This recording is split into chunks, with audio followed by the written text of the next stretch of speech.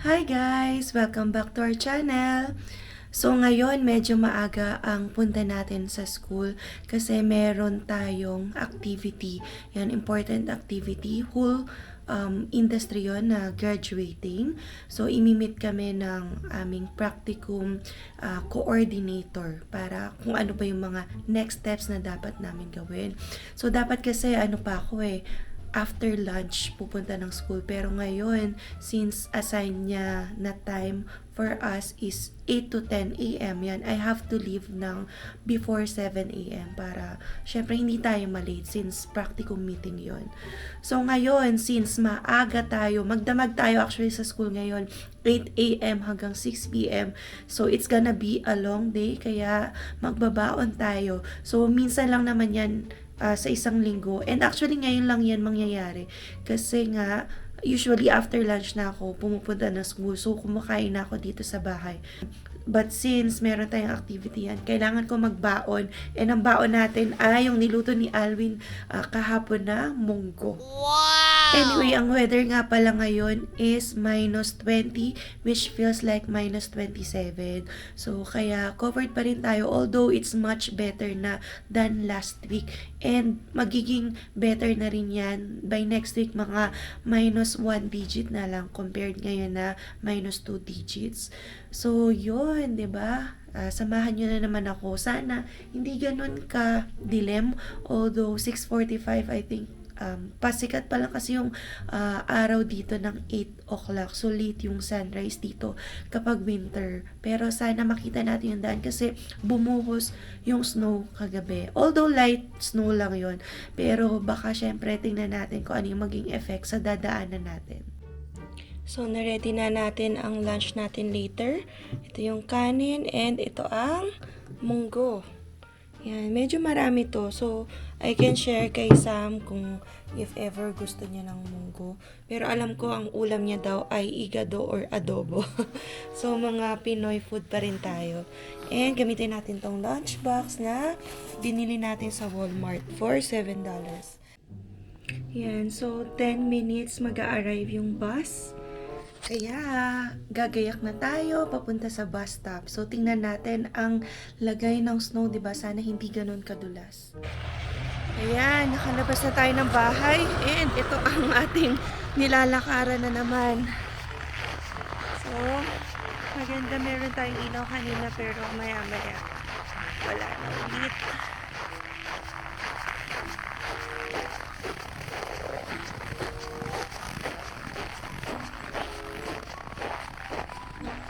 So, it's 10 minutes before 7 a.m. Yan. In 1 hour naman, hindi nyo makita. In 1 hour, sisikat na ang araw. Pero ngayon, yan. Maliwanag naman actually kasi nagre-reflect yung snow. So, white everywhere. Kaya hindi ganun kadilim. So, sana walang maging problem sa bus ko. Kasi kahapon, I waited for grabe, 30 minutes. Kasi yung bus na in-expect ko mag-arrive, hindi ko na alam ba't biglang nawala. Hindi na siya nag-appear sa maps when I was waiting na ng 5 minutes na lang sana. So, inintay ko na yung next, which is 30 minutes. O, tingnan nyo to guys. May bundok na snow sa daan. Syempre, iiwas muna tayo. Walang nag-ano dito eh. Or, nung nilinis, dyan niya tinambak. Ayan o. Pero ito, at least na, okay na. May naglinis na ng maagang maaga. And tingnan nyo naman yung, diba, yung centimeters kung gaano kataas yung snow. So sa mga succeeding days, wala naman ako nakitang forecast ng snow except for a few hours by Saturday. And then the rest of the week, okay na. So sana, 'di ba, humupa na ang snow or matunaw. Although kapag natutunaw na yung snow, doon na rin yung dangerous kasi Di ba, pag tunaw ng snow, pwedeng maging slippery yan. Pwedeng mag-cause ng mga accidents. Kahapon nga, may nakita kong student na dulas sa stairs sa train station. Yan, kasi parang nag-accumulate na yung snow sa hagdan. So, wala nang maapakan. Yun. Buti na lang, nakatayo agad. Syempre, walang tumamang vital part or head. So, yun yung dapat ingatan natin. Diba? Yung mga slip and fall accident. Hindi natin masabi. Yan natin. So, we're on time. Wala pa yung bus. Antayin na lang natin ulit sa bus stop. So, ito yung CP Rail. Yan yung train. Na pang goods yan. Hindi yan pang passengers. A few inches later. So, this is downtown ng 7 a.m. Ayan. Diba? It looks beautiful. Late na lang tayo dahil go na pala. Tingnan nyo yung daan. Super thick pa ng snow. Maybe later, lilinisin ng city. Matataas pa yung snow dito. So, this is the City Hall, Bow Valley College Station. Ayan. At least finally, diba? Last time kasi nabawmali tayo. Akala natin kaya walang masyadong students or tao na nag-aantay sa train is kasi walang masyadong pumasok. Yun pala, not working yung train. So ngayon, ma-sure na tayo na working. Chinek ko na rin kasi yung Calgary Transit na website. So, hindi ito yung train.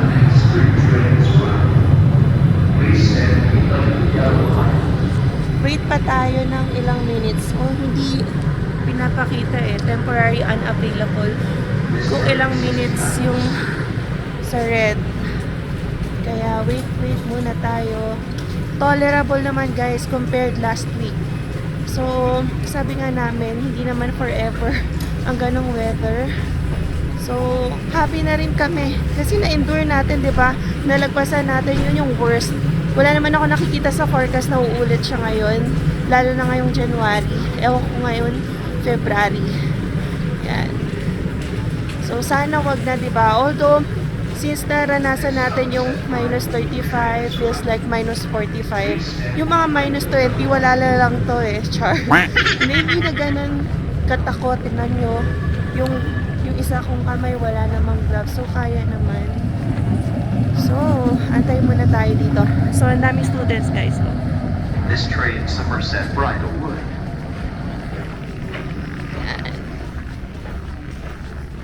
Tingnan nyo, ang daming students na may shed na heater. Syempre, to keep them warm.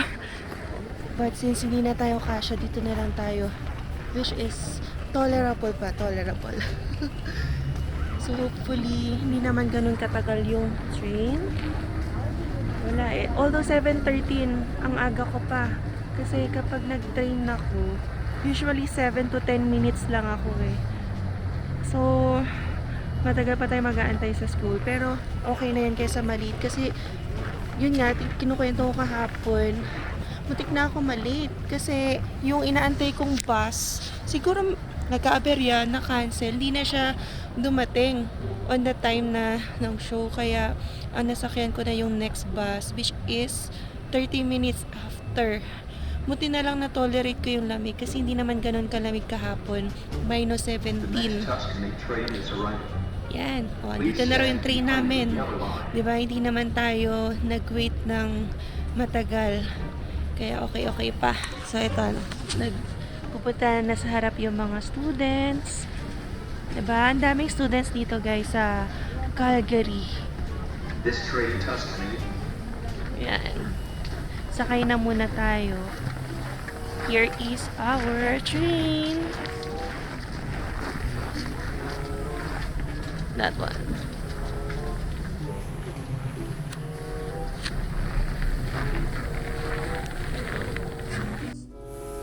Guys, may nakasabay tayo sa train, si Ina. So, from St. din siya and business ad naman yung course niya. Yan. So, sabay kami pupunta ng school ngayon na maaga. Anong oras na yung class mo? 8. O yan, 8 din kasi yung activity namin ngayon. Yay!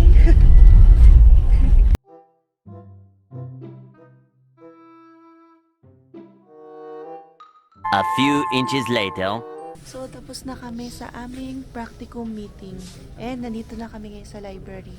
Yan, ni Sam. So, mga antok pa. Kasi ang aga ng class. Kasi last semester, halos lahat 8 8 a.m. a.m. yung pasok namin ngayon. After lunch. After lunch, o kaya medyo late morning, mga 10 or 11. Oo. So, hindi na kami sanay gumising ng maaga. Kaya Kasi ngayon, ang antok. lamig pa. Oo. Kaya sakto din na hindi nga talaga maaga yung class pag winter. Para makatulog ka muna. Tsaka madilim pa nun eh. Diba? Yan. Nag-meeting kanina. Meeting kami kanina. Pumay-pumay. Laban, di ba? So, struggle is real. Pero, matatapos na rin naman. Kaya, Yes, konting tiyaga na lang. Then, Ayun. Bennett Jones. Yeah. We're here for you. So, $35. ayan, we're looking for the big law firms muna. Yan. So, yun yung diniscuss. Saan ba ang inaay mo? Wala pa. So, yung unang pinuntahan namin, last time hindi ko na yun na-vlog, sa BDP kami, Burnett. And then, meron kaming next time na open house sa Norton Rose and then Gowling. And then, Blake and Castle. Blake and Castles. Pero open din yung Dentons, Norton Road. Norton Rose, McLennan Rose. So, marami. Yan yung mga pwede naming practicuman. So, these are the big law firms here in Canada. Yeah. And then yung PDP, parang Calgary based lang Yeah, siya. yung iba Pero Calgary they're one based. of the top tier. Yan, top tier law firms. So, hindi ko pa alam. Kaya, hindi pa kami nagde-decide. But, yeah, ang pine-prepare namin ngayon yung mga application package namin, resumes, references, Cover letters. yan, cover letters. Yun. Yan naman. Yan, good luck to us. So, yan, lunchtime na. And, walang dalang baon to si Sam. Kaya, kaya bumili na lang siya ng ano dito, food sa kabilang building. So, bawat building dito, mostly hindi naman lahat, ay may mga, ano ba yan? Cafeteria. Yan. So, dito babalik kami sa Senator Burns kasi ako may baon ako, kaya mag-heat ako sa microwave. Ayan. Ito kasi gusto niya bumili ngayon. Di naman magdala. O may dala ka? Hindi, wala. Meron na nandun na sana kasi. Oh. Kaya lang nagpapadali ang lolo mo. Oh. May 8 a.m. tayo. Yun. So, nagmadali kaya hindi nadala ang baon. Okay lang din naman paminsan-minsan talaga bumili kasi at least na-try, di ba, kung ano yung mga food na nandito. Yan. Pero kasi meron pang ulam sa bahay. Munggo. Kaya yun ang ulam natin. Several song-filled hours later. So yan, tapos na ang aming second subject. Grabe, parang struggle tong second subject namin. Super hirap ng pinagdaanan. Bakit? Antok na antok kami, be. Grabe, laban na laban yung antok. First row kami, ako pa center aisle, Diba? first row. Tapos, napapapikit na. Siya yung nasa gitna. Kaliwat kanan, tinitingnan niya ako, tinitingnan niya yung kabila. Wala, pikit na. Wala si Daniel talaga, na kanina, be.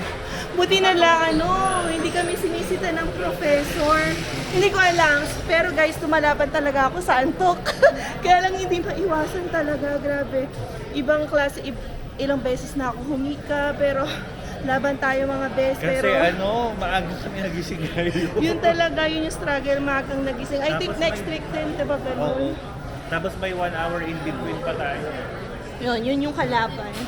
Yun ang struggle, laban sa snow, laban sa lamig, laban sa antok. Yeah. Yan, laban lang mga best. So, yan. Nandito nga pala kami sa Starbucks kasi may pa-Starbucks to si Kuya Sam. Yan, so, pistachio latte. Pang kontra, ano ba yan? Antok? Yan. So, tingnan natin. Here is the Starbucks. So, nasa kabilang building lang to. Katabi niya yung Subway na nabila na rin natin before. Yan. So, super antok talaga namin kanina. Buti na lang talaga, hindi tayo sinisita ng professor namin. I don't know, feel ko Hindi. na nakita Saan na tayo tayo. sisitahin? Eh, laki-laki ng tuition namin. Wow. Paano kami sisitahin? Pang buong row yata yung nakapikit.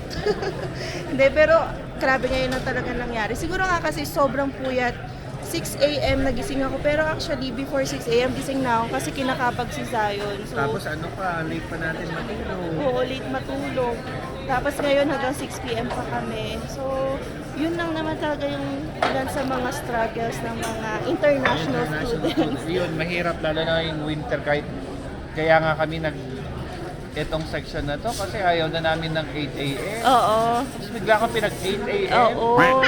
So yun nga, as I've mentioned, wala talaga kaming 8 a.m. ngayong SEM. Kaya lang nilagyan kami ng 8 a.m. kanina dahil may meeting daw, 'di ba, para ma-meet yung buong batch namin for our practicum. And then next week may 8 a.m. na naman tayo. May open... May open house. Pupunta kami sa Gowling. Yan, law firm din yan dito sa Calgary. Pero international ba yun? Oh, national Ay. ata. So yun, national. So all over Canada, yung Yun. Gowling, tama. Kasi yung BDP, yung pinunta namin last time, it's Calgary, Calgary based. Pero top tier law firm siya. So yan, meron na lang kaming last one subject, 4 to 6, pero 3 p.m. lang ngayon. So may isang oras pa kami. May 1 hour lull. So magpapatay muna kami ni Ate Emma ng oras. Yan, ang gagawin natin na naman ngayon ay typing. So hindi na natapos na typing. Wala na akong typing. Ano na yung pati yung laptop ko natulog na din. Hindi ko nadala yung ano. Oh, yung typist mo. Yung charger. Ayun, charger. Kailangan yung talaga kasi Windows yung dala ko. buong araw tayo dapat talaga fully charged. Although hindi ako nagdala ng charger, maano naman madami yung battery talaga or matibay yung battery pag Mac. Ito kasi ang dala Windows. Here, ito rin. Put it natin. You want this one? Thank you, Kuya Sam. Yan, Bianca, wala ka ngayon. Wala ka. Yan, wala kang pa SB ni Kuya Sam. Kaya iaalayan ka namin sa altar. So si Bianca, yan yung classmate namin, laging nanonood ng vlog ko. Kaya lang ngayon, di namin kasama dahil nag-online siya na subject. So kami nag-in-person, nagpapaka tatag sa weather. Weather, oh. Yung Diba? kasing si Tita Bianca, ano na kasi yun? 50. May... Rayuma. Rayuma, oh. Saka ano, pag pumapasok kasi, nag-aamoy kating ko. Joke lang. Peace po. Yan, labas muna tayo. So tayo, Ben. Yan, balik tayo sa building natin, Senator Burns. Senator Bird. So, punta na tayo dun sa classroom pa. Oo. Buti na lang yung classroom namin. Vacant yun, alam ko last time kasi vacant yun. 1 hour pa kami mag-wait. Ito yung ayaw ko. Actually, ayaw ko nang may waiting or gap. Kasi matetempt ka. Oo. Gumastos, kumain. Tapos, nasanay pa naman tayo sa Pilipinas na kung black section. Black section. Talagang kahit 3 subject yan, dire-diretso. Oo, di ba? Dito, hindi. Scattered yung subject namin 3 ngayong Thursday. subject namin ngayon. Yung isa, although online, pero pag regular na ano natin, di ba? Pag Oo. regular na, ano dyan, Ay, dulas. madulas. Yan, very slippery pala. Yan, may mga nadulas na siguro kanina. Diyos ko. Although pag regular na ano natin sa Thursday, Mm. pag online, syempre sa bahay tayo, yung struggle naman, yung 1 hour papunta dito Oo. sa school. Yun yung nagmamadali kami, yung after nung online subject namin. Takbo agad para sa in-person class.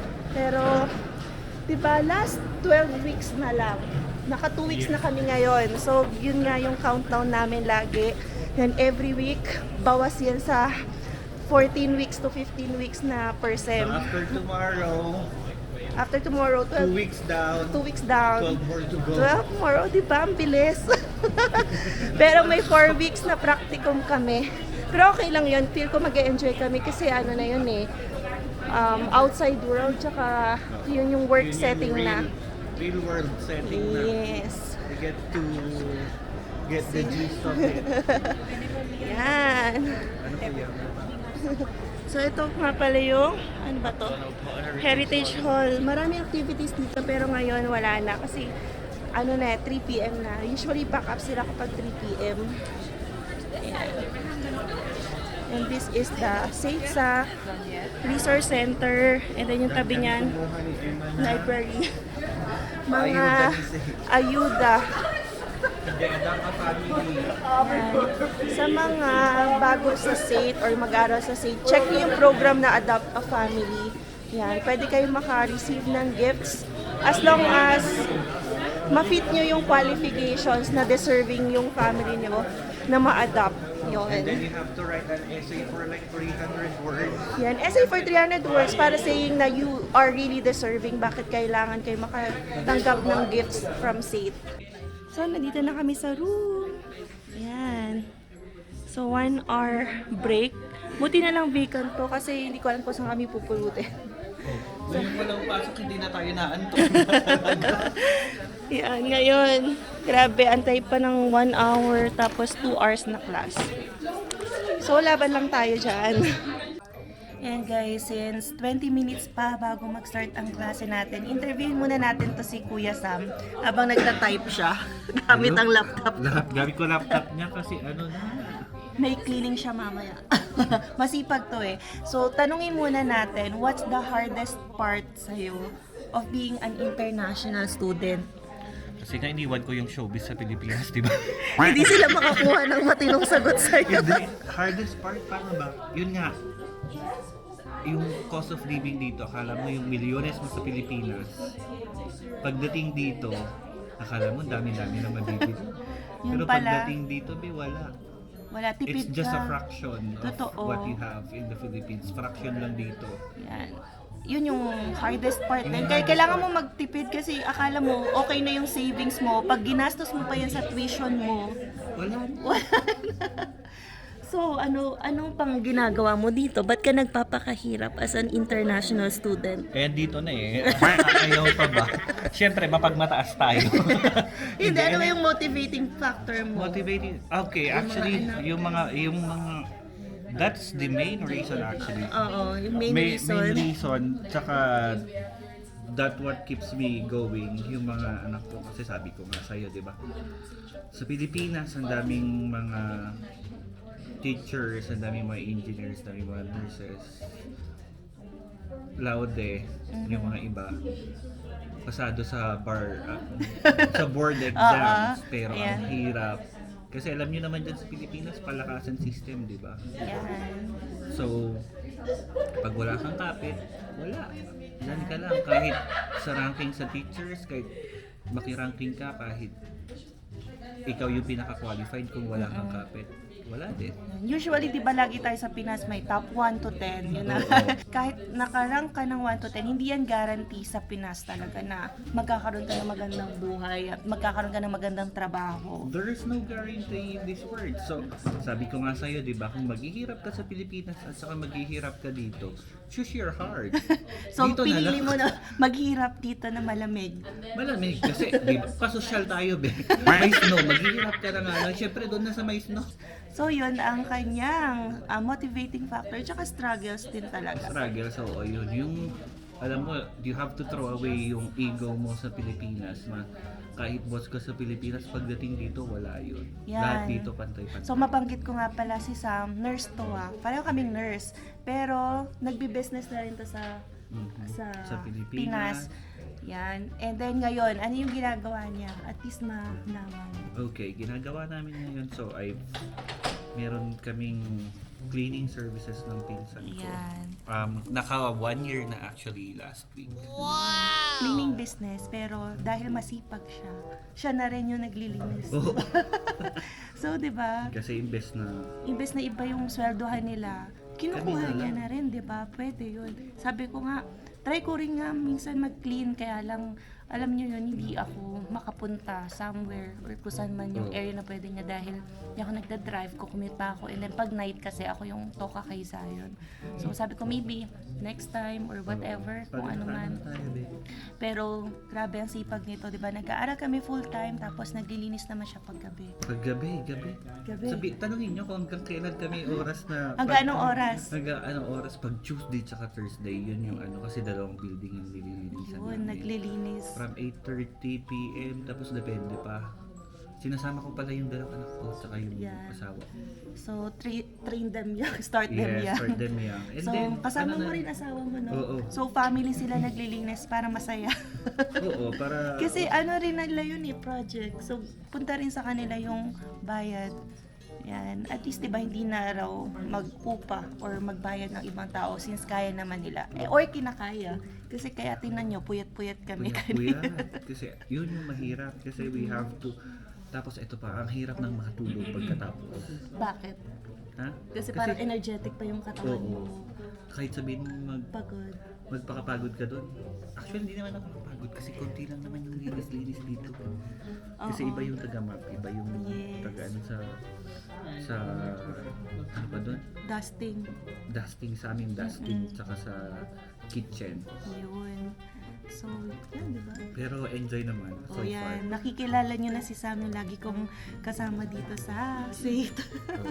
At least, di ba, makakuha kayo ng idea. Ito kasi siya, at least nasasabi na nag-work din habang nag-aaral ako kasi nga, as of now, ngayong SEM, wala akong work. Although, yung past SEM nga, nag-work ako sa non-stop.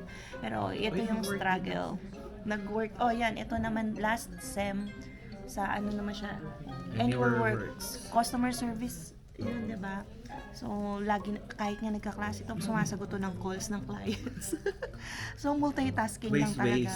Totoo, para-paraan lang tayo mga be.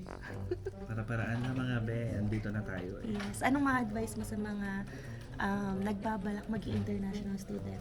Ayun, magbaon kayo ng Anong matinding pasensya. pasensya, lakas ng loob, Lakas ng loob. At- And then, pera. if, number one yun, pera hindi maalis. If you're on the verge of giving up, remember the things Yung, that you did, why you went here. yan, yung mga reasons, yung Yung mga mga- whys nyo. yeah. Kasi dadating talaga din sa point na mapapagod ka or magda-doubt ka sa decision mo. So kami, ito, nag-uusap din lang lagi. Parang, hirap Kami naman. Lamig. Parang Canada pa more. Oo. Pero Para yun hindi nga, dolyar. babalik na naman kami, reasons ulit. Kasi hindi naman to magtatagal. Oo. Pag-graduate na nga kami, di ba? So, there's something to look forward. Pag nakagraduate na be, Yan. ang- Ahon-ahon na tayo sa laylayan. So, yun ang kanya ding maipapayo.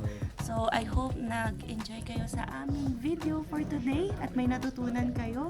If you have any questions, please feel free to comment down below. And yeah, we'll see you on the next one. Peace!